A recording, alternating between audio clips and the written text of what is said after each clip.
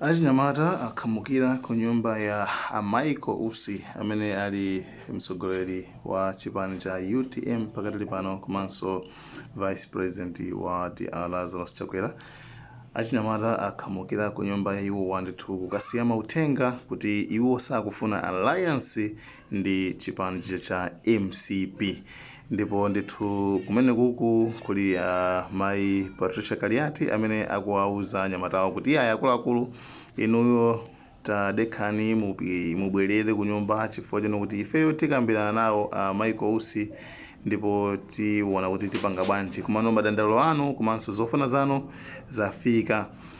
Nde tikuona kuti kumene kuku anthu ndithu alusa komanso mutha kuona kuti akupepesana kwada ena kuti osaopa zikwangwani zosiyanasiyana mauthenga motha kuziona nokha ndi mmene zilili kumene kuku. Anyway guys, Malawi and cameras.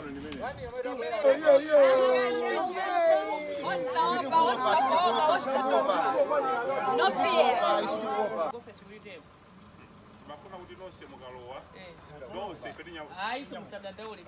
Madam.